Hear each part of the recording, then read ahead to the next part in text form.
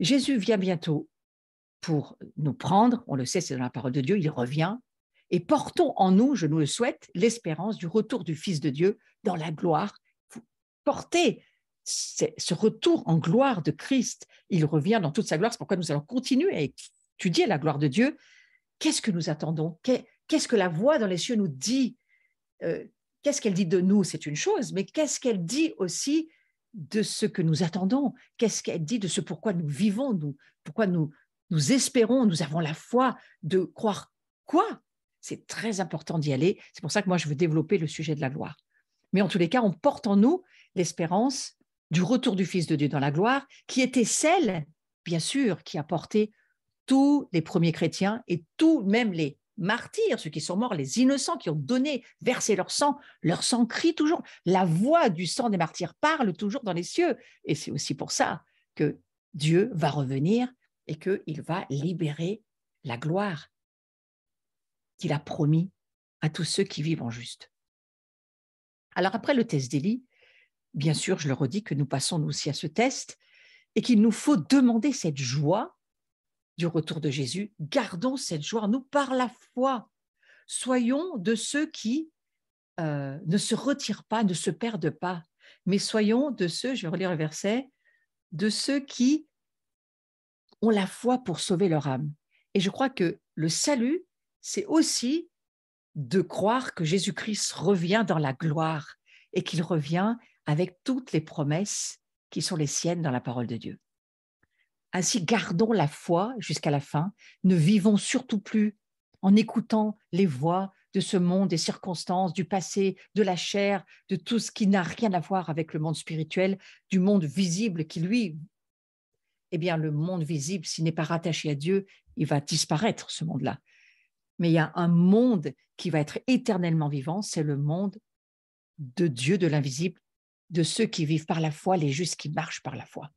Peu importe les circonstances de la vie, par la foi, nous restons agréables à Dieu. Alors, je veux vraiment faire cette prière ce soir, Seigneur, que tu renouvelles en nous la foi. C'est tellement important que nous comprenions l'importance de la foi, l'importance de ce que tu veux nous dire sur ce sujet de la foi. Et nous allons le continuer encore un peu. Nous allons passer du visible à l'invisible encore. Donc, je veux continuer encore un peu sur le domaine de la foi. J'ai beaucoup aimé cette image parce qu'au fond, vous voyez, le voile est déchiré lorsque nous donnons notre vie à Jésus. Nos yeux spirituels peuvent voir au travers du voile, ils peuvent voir les réalités qui sont dans l'invisible, et c'est bien Dieu qui nous le dit.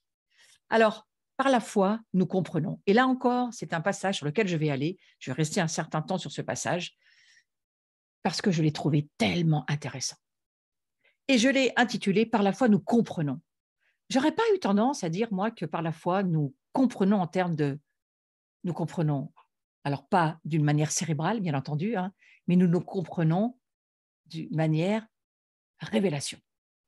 Nous allons recevoir des révélations. La foi va nous propulser dans le monde de la révélation.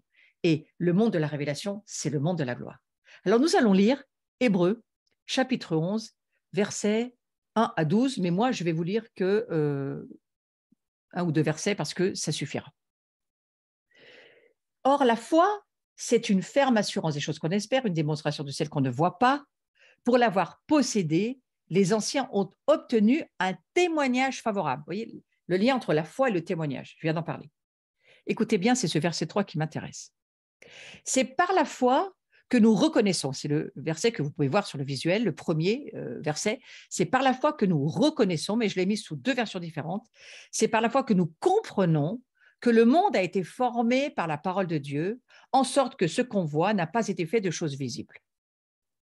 C'est par la foi que nous comprenons par la voix de Dieu, par le fait que Dieu parle au travers de sa parole, parce que Dieu nous parle, la foi fait que nous voyons, nous avons la révélation, nous acceptons l'idée, si vous voulez, on pourrait le dire comme ça, que ce que nous voyons ne vient pas du monde visible.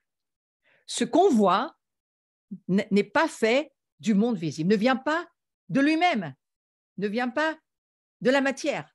Ce que nous voyons dans le monde visible, nous et tout ce qui se trouve autour de nous, vient du monde invisible, je vous l'ai lu tout à l'heure. Alors, ça nous amène à quoi? Ça nous amène à réfléchir à quelque chose. Je vais vous lire un passage que je trouve très important. C'est la suite. Je vais juste vous lire et juste vous allez l'écouter. C'est la suite du passage dans lequel nous sommes. C'est par la foi qu'Abel offrit à Dieu un sacrifice plus excellent que celui de Caïn. On a bien parlé d'Abel. Et vous voyez, qu'est-ce qui a fait qu'Abel, son frère l'a tué? Pourquoi? Parce qu'il a été extrêmement jaloux de la révélation d'Abel. Caïn était jaloux de la révélation d'Abel. Abel, il avait la foi. Foi égale révélation. Je continue le texte. C'est par elle, la foi, donc, qu'Abel, qu'Abel fut déclaré juste, Dieu approuvant ses offrandes, et c'est par elle, la foi, qu'il parle encore, quoique mort. Et la Bible est en train de nous dire, le sang d'Abel parle toujours. La voix de la foi qu'avait Abel dans la voix de Dieu parle toujours. Vous vous rendez compte? Elle parle toujours dans les cieux. C'est par la foi qu'Enoch fut enlevé, pour qu'il ne vit point la mort et qu'il ne parut plus parce que Dieu l'avait enlevé. Car avant son enlèvement, il avait reçu le témoignage qu'il était agréable à Dieu. Or, sans la foi, il est impossible de lui être agréable, car il faut que celui qui s'approche de Dieu croie que Dieu existe et qu'il est le rémunérateur de ceux qui le cherchent. Verset 7. C'est par la foi que Noé, divinement averti des choses qu'on ne voyait pas encore, saisi d'une crainte respectueuse, construisit une arche pour sauver sa famille. C'est par elle, la foi. Il partit sans savoir. Ah non, pardon, j'ai perdu la ligne. Voilà, qu'on ne voyait pas. Et saisi d'une crainte respectueuse, construisit une arche pour sauver sa famille. C'est par elle qu'il condamna le monde et devint héritier de la justice qui s'obtient par la foi. Verset 8. C'est par la foi qu'Abraham, lors de sa vocation, obéit et partit pour un lieu qu'il devait recevoir en héritage, et qu'il partit sans savoir où il allait. C'est par la foi qu'il va s'établir dans la terre promise, comme dans une terre étrangère, habitant sous des tentes ainsi qu'Isaac et Jacob, les co-héritiers de la même promesse. Écoutez bien, car il attendait la cité qui a de solides fondements, celle dont Dieu est l'architecte et le constructeur. Ça, c'est la foi qu'avait Abraham. C'est par la foi, verset 11, que Sarah elle-même, malgré son âge avancé, fut rendue capable d'avoir une postérité parce qu'elle crut à la fidélité de celui qui avait fait la promesse. C'est pourquoi, d'un seul homme, déjà usé de corps, certains textes disent nécrosé, un corps nécrosé, ça veut dire qu'il était en train vraiment de s'en aller, ce corps-là, naquit une postérité nombreuse comme les étoiles du ciel, comme le sable qui est sur le bord de la mer et qu'on ne peut compter. Je vais revenir à tous ces par la foi. Et on va laisser la voix de Dieu nous aider à muscler notre foi. Et ça va être l'objet de la fin de ce cours et des cours suivants. Parce que la foi, c'est le fondement pour pouvoir vivre dans la gloire. Et c'est pourquoi je vais y passer un certain temps. Qu'est-ce que ça veut dire invisible? Invisible, ça veut dire qu'il n'est pas visible. Ça veut dire qu'il échappe à la vue. Quelque chose que nous ne voyons pas. Donc, lorsque nous lisons que dans Colossiens 1,15, que Dieu, il est Jésus, il est l'image invisible du Dieu invisible, on parle de Jésus là, l'incarnation, il est l'image visible du Dieu invisible, le premier-né de toute la création. Je vous redis, Jésus est l'image invisible, il est l'image, Jésus est l'image du Dieu invisible. Lorsque nous lisons les textes de ceux qui ont vu Jésus, Jésus, il est l'image du Dieu invisible.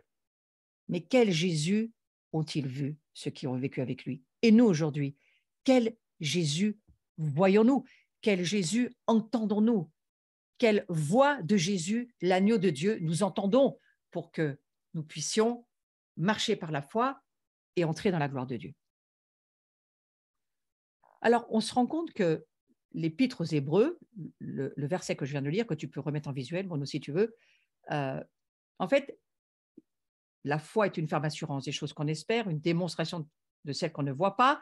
C'est par la foi que nous connaissons, nous reconnaissons, nous comprenons, c'est le même verset, que le monde a été formé par la parole de Dieu en sorte qu'on ne voit que ce qu'on voit n'a pas été fait de choses visibles. Voilà, c'est ça le verset, merci.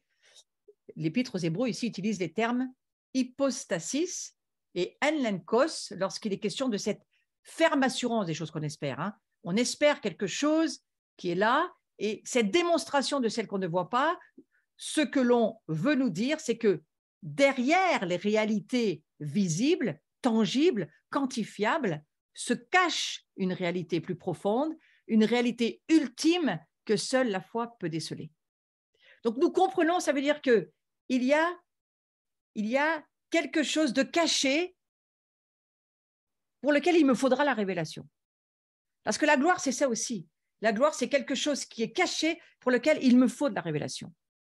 Et je crois que nous avons besoin d'entrer dans cette ère où le roi des rois devient le roi des rois de partout dans notre vie et qui doit se révéler comme le roi pour nous. Et que d'une certaine manière, il va nous révéler les mystères qui sont cachés en Christ, le Seigneur.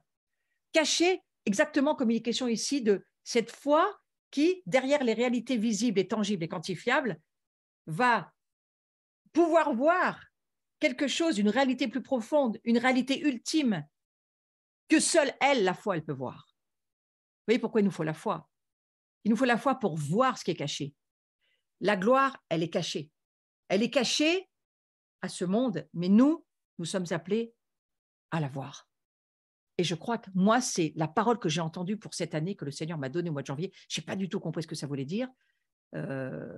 Déclare que ma gloire couvre la terre comme l'eau le fond des mers. Je dis, OK, je veux bien déclarer ça. Pourquoi faire? Et il y a très peu de temps, pour ne pas dire maintenant, où le Seigneur m'a dit, je veux que tu découvres par la foi ce que je cache pour que tu puisses voir ma gloire. Parce qu'elle est cachée, mais il faut que tu la vois. Donc, c'est par la foi que nous comprenons. C'est par la foi que nous allons recevoir la révélation de la gloire, des mystères cachés en crise, du monde invisible plus réel que le monde visible. Et lorsque notre foi va voir, mes amis, ça sera facile de faire comme Enoch, de monter, ou comme Abraham, d'obéir, ou comme Noé, de faire quelque chose de complètement irrationnel pour là où il vivait. Alors la foi, nous allons y aller petit à petit. Nous allons reprendre la fois prochaine. La foi, c'est quoi? Et nous allons continuer à creuser cette foi dans cette optique de, eh bien, je veux voir l'invisible maintenant. Je veux pouvoir voir ce que tu as caché de toi. Alors, les ténèbres et le monde des ténèbres ne nous intéressent pas, mais voir l'invisible de Dieu, voir ce qui, d'une certaine manière, ça, on le verra la prochaine fois, mais ce qui, d'une certaine manière, va nous amener à découvrir toutes les révélations que Dieu veut pour nous et qui vont nous amener dans les réalités visibles de l'invisible. Voyez. Donc, je prie, Seigneur, que nous ayons faim et soif de te chercher, de prendre du temps, de méditer, de comprendre par la foi, que tu nous aides à voir comme cet œil. Et j'aimerais finir avec cet œil, si tu peux me le remettre. Je ne sais pas si c'est possible. Mais que nos yeux spirituels, les yeux de nos entrailles, les yeux de notre cœur, que tu illumines, c'est la prière de Paul pour chacun d'entre nous, qu'il illumine les yeux de notre être intérieur pour que nous puissions voir du visible à l'invisible, voir la gloire de Dieu et voir l'invisible se révéler dans le visible. Parce qu'au fond, Jésus, c'est l'image du Dieu invisible. Beaucoup l'ont vu, Jésus, le fils du charpentier, notre voisin, très bien, mais ce n'est pas Dieu. Les Juifs ont vu, ouais, mais on ne croit pas que c'est le Messie. Sauf que ceux qui ont reçu la foi, ceux qui ont un cœur ouvert, ils ont vu que Jésus, qui es-tu? Qui dis-tu que je suis, Pierre? Tu es le Christ, le Messie, le Fils de Dieu. Il ne pouvait pas le savoir par lui-même, Pierre, mais il fallait la foi qui a été donnée par la présence de Jésus en lui et autour de lui, pour qu'il puisse commencer à dire et à voir. Je vois l'invisible se révéler dans le visible. Oui, il est le Fils de Dieu. Et maintenant, je vois son image, je vois, c'est lui. Vous imaginez quand même qu'il faut faire un chemin de foi. Et que quelque part, je crois que c'est ce que Dieu nous appelle à aller sur ce chemin de la révélation, ce chemin de la gloire. La croix, c'est un chemin glorieux qui va nous amener à voir dans l'invisible, mais pas seulement, à voir aussi l'invisible dans le visible. Et à voir que tout ce qui nous entoure, c'est ce que dira Romain, toute la création, c'est la gloire de Dieu. Tout ce que nous avons autour de nous, c'est la gloire de Dieu, sauf que nous ne le voyons pas de cette manière-là. Et alors Dieu va nous apprendre à voir sa gloire. Voilà, je prie, Seigneur, que chacun d'entre nous, chacune d'entre nous ce soir, nous puissions ouvrir nos cœurs. Et je vous invite à ouvrir vos cœurs à la présence du Saint-Esprit ce soir, qui nous rejoint chacun là où nous sommes, parce que c'est ce qu'il désire. Il désire venir rémunérer ceux qui le cherchent. C'est ce que nous dit l'Écriture. Il est le rémunérateur de ceux qui le cherchent.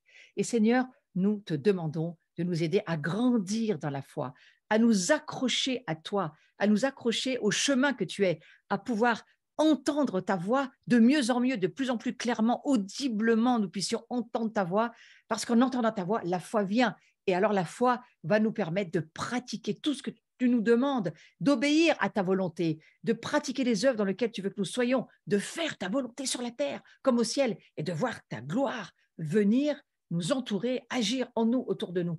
C'est ma prière pour chacun et chacune d'entre nous ce soir, et je prie que vous puissiez, en touchant votre écran, faites un geste de foi quelque part, touchez-vous le cœur, touchez-vous quelque chose sur vous, mais que vous puissiez recevoir ce soir aussi la guérison dont vous avez besoin, la libération dont vous avez besoin. Peut-être que ce soir, vous avez besoin d'être libéré d'une forme d'incrédulité ou d'une forme de doute ou d'une forme de j'en peux plus, je suis découragé, je suis enfermé dans cette difficulté dans laquelle je suis. Et bien que ça craque au nom de Jésus, que le voile se déchire, que vous puissiez recevoir la mesure de foi que Dieu veut pour vous ce soir et que vous puissiez aller avancer de nouveau, marcher par une foi renouvelée, une foi rafraîchie, une foi qui vient de la voix de Dieu que vous avez entendue ce soir.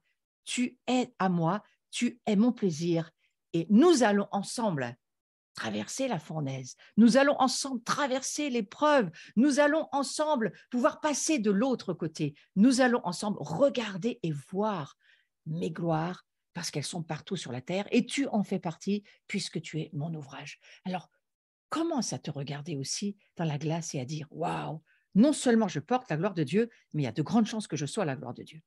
Amen. Je vous souhaite une très bonne soirée. Je vais vous quitter sur quelques petites annonces. Donc, le prochain cours, eh bien, c'est jeudi prochain. Nous allons continuer sur ce cours sur la foi. La foi, c'est quoi? Nous continuons sur ce sujet.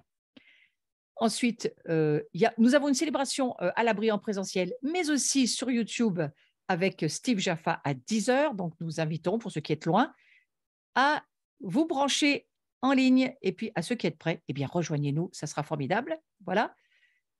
Nous avons aussi, alors là, c'est un petit peu plus loin, c'est des infos me concernant, mais le vendredi 23 et 24, je serai à Perpignan. Donc, si vous voulez toutes les infos, vous allez sur le site, vous n'avez pas le temps de lire tout ce visuel, mais sur notre site, toutes les infos y sont.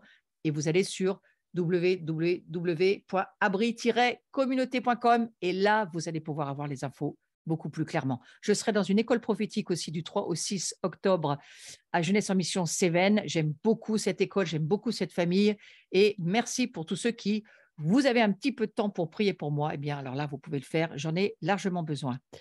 Nous nous retrouvons tous le dimanche 9 octobre à 20h30. On est tous en ligne, personne en présentiel, tous en ligne et nous aurons un message de David Demian, nous aurons un message de Yuval Yanet, nous aurons certainement un message aussi de Marc Blancou. Et tout ça, eh bien, c'est Dieu qui va nous parler et nous allons avoir une foi qui va grandir. Donc, voyez-vous, rendez-vous et surtout ne le manquez pas. Et nous avons aussi une date à vous proposer, 29 et 30 octobre 2022. Nous allons avoir une maison de gens, un petit week-end ensemble avec Éric Péchin et moi-même et Laurent L'Adoration. Et nous vous invitons à venir nous rejoindre en présentiel, c'est important. Il y aura sans doute certains enseignements qui seront redonnés, mais là vraiment, ces petites maisons-là, on va dire ces temps particuliers, ce sont des kéros de naissance en nous, de transformation. Et pour cela, le présentiel, c'est ce qu'il y a de mieux.